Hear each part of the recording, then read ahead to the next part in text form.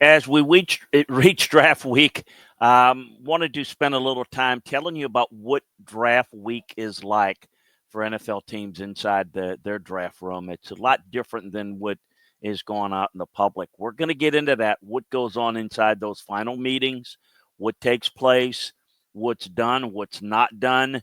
We're going to get into that in detail. But first, I want to remind you to like and follow us here for more draft content, football content. We're not going anywhere after the draft. We're going to be talking football all year long, college football, NFL. Like and follow us right here where you're getting us. So it's draft week. A lot of excitement. Everyone is anticipating who their team's going to take, who's going to go first, second, third, and what trades are going to be made and what's going on. The reality is there's a lot of anticipation. And there is for those of us that work in the league, but it's not the same. And here's what draft week is typically like. First of all, what it's not like. It's not like the movie Draft Day where all things are happening on draft day. None of that actually takes place. Now, some of the concepts of background information, finding out about players, last minute things happening, those things can happen. They're not going to happen on draft day. They're going to happen long before now, even draft week. But here's what happens in draft week. I always made sure that our draft meetings were completed a week before the draft. And what I mean by draft meetings, our breaking down of each position, player by player on our draft board, getting everybody's grade and stacking them up. We call it our vertical board, the position board. And then we also finish our horizontal board, the best players regardless of position. We're going to get into that in a little bit. But that really needs to be done a week before. So by the weekend, this past weekend, that's all done. What happens this week is a few things. We spend the time working on such things that people might not think about. One of the first things we do is we look at, believe it or not, our free agent board, the draft free agent prospects, guys that we think that are graded a free agent. We need to make sure that those guys are in the proper position. Just like how you've got the guys ranking top in the draft in the right order, you need to make sure, because you'll have a lot of guys in the free agent group. We called them 4.9s. They didn't make the 5.0 draftable grade. Those guys need to be in the right order. There may be 25 receivers. They may be, 15 offensive linemen, whatever, offensive tackles. Whatever the case may be, they need to be in the right order. Because when the draft is over, you start picking on the guys that are on your draftable board first, that are left over, that you need to bring in. But you need to add another receiver or a safety or whatever. You need to go, if you don't have anybody left on your draftable board, you need to make sure that you're taking the right guy in order. You need to make sure that you try to get that guy. If not, you go to the second, then the third. But if they're not in the right order, you're going in and you're getting the fifth best guy when you could have had the first best guy stacked on your list. Remember, they're all graded the same, but you still might have a preference for you, so they need to be stacked in the right order. We spent a little time on that. The other thing I worked on is finalizing our trade chart. There's a lot of information you probably have seen about trade charts online. Those things are outdated and really not very useful. And you'll hear people say, well, we didn't get as much because we didn't get as much points. That's not what a trade chart is all about. The trade chart starts as a standard of numerical value for each pick.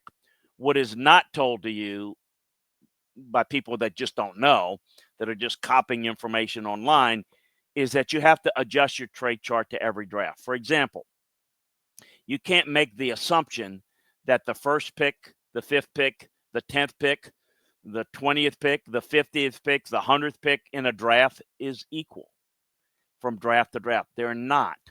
You have to take the commensurate value of the pick versus how your draft board stacks up. It all stems from, have you evaluated players correctly? More on that in a bit. But you have to evaluate players correctly, regardless of need. And then once you do that, you can then create a monetary value for each pick. For example, the first, second, and third pick might be very, very close numerically to the same value. It really is. 1, 2, and 3 this year are in the same numerical value. Now, if you're wanting to get a quarterback and the only guy you like is Cam Ward, well, then obviously you have to get to number 1, and getting to number 1's going to be virtually impossible if the team at number 1 wants it. You get that. But if you think that the top 3 guys are equal, but then say there's a drop-off, maybe a decent little drop-off between 3 and 4, then the numerical value from 1, 2, and 3 doesn't change much. But then there's a big drop to number 4 numerical value. Why is that important?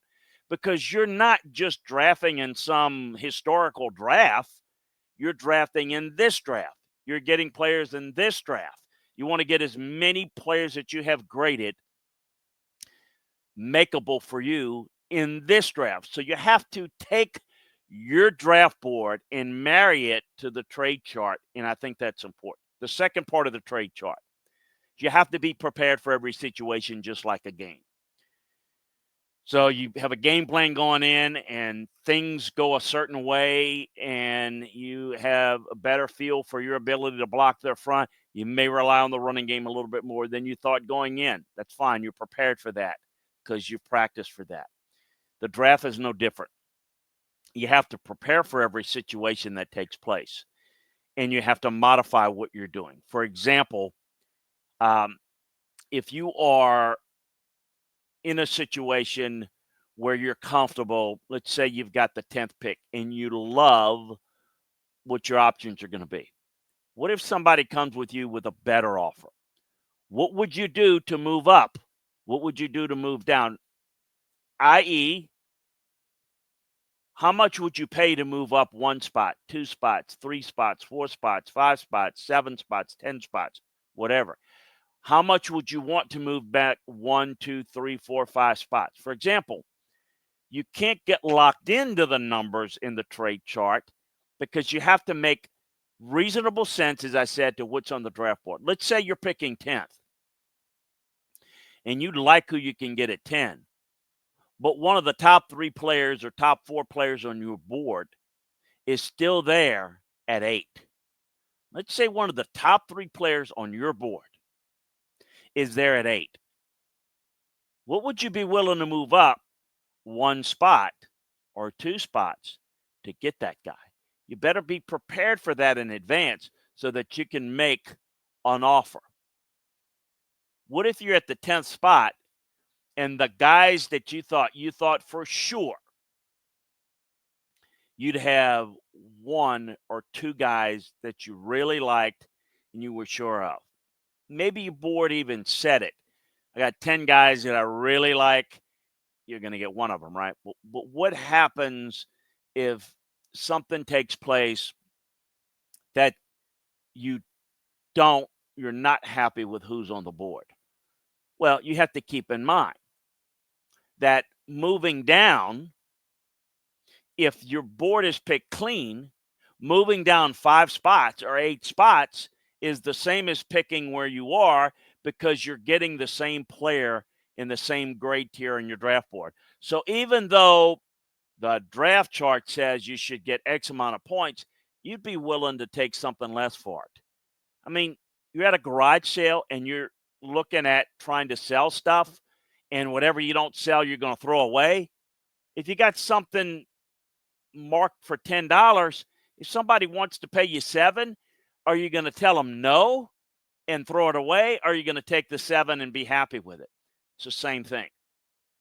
If you're moving down and you're going to get the same player in your grade tier, move down and get something for it. Maybe you want a 4th, but take a 6 if you need. Maybe you can package that 6 up and move up later. Be smart about it. Just like moving up 2 spots, you might pay more than value because it represents getting a top 3 player, not a top 10 player. So keep that in mind. work hard on the draft board. The last thing we do is we have a final medical meeting with our medical staff that week, later in the week, middle of the week, later in the week. So you couple of days before the draft. You go through all the medicals and you take the shield off of a player that you feel is you've got the medical updates that would suggest that yes, he's fine. We give a medical grade just like a scouting grade. The grade corresponds to a shield, a red shield on a card. And so if a guy is, hey, gonna be fine, you take that off. So you get that done. The last thing we do is have our final, not our only, but our final security check. Sometimes guys will do something that is not really smart, and will do something right before the draft, partying or whatever. You need to know about everything. So making your final determination. The other thing that I did is I made sure that had all my area scouts reach out to all of their prospects on our draft board. Make sure that you reach out to their position coach at the school, a coordinator at the school. Make sure you got 3 contacts on the coaching staff that you can reach out to on draft day. Get their cell number. Reach out to the trainer at the school. Get their cell number. Make sure that you get in touch with the prospect. Get his cell number. Where are you going to be? Okay, you're going to be with your mom and dad. Give me their cell number. You just don't want to have any issues. You're going to get the guy on the phone before you draft him. And if for some reason phone goes dead, it's on silent or whatever, you want to have multiple people you can call that can say, hey, look, and of course you can do text and all of that. But it's making sure that everything is prepared. Folks, failing to prepare is preparing to fail. You've got to be prepared for every situation, but all the evaluation of who's the best player and who's not is already done. You better be prepared if your board's picked clean what you're going to do. Who are you going to take in this situation? That's the thing that we do on the draft board on draft week. What would we do if this scenario happens? That scenario happens. This other scenario happens, so on and so forth. You have to go through all scenarios to put yourself in a situation that you don't know what's going to happen. You can only control a certain amount, but you need to know what you're going to do in every situation. You have to be prepared. So many times I've seen people think they know what's going to happen and then struggle when it comes time to make a pick. And then they make a bad decision. They make a decision on the fly. Not going to make a decision, never made a decision on the fly. I made it based upon a lot of research, a lot of evaluation. I'm going to take that research and information and I'm going to use it for every scenario so that whatever happens in that game, what you're going to do. You go on instinct a lot, but the instinct is based on a lot of information, a lot of knowledge, a lot of experience, a lot of preparation. So keep that in mind. A lot of rumors are going to be taking place. The last thing I would say that is done is we spend a lot of time on the phone on draft week, calling other teams in the league, getting a feel for what they think other people might do. Hey, how you guys feel about where you are? You think you might be interested in moving up? You feel pretty good about the players?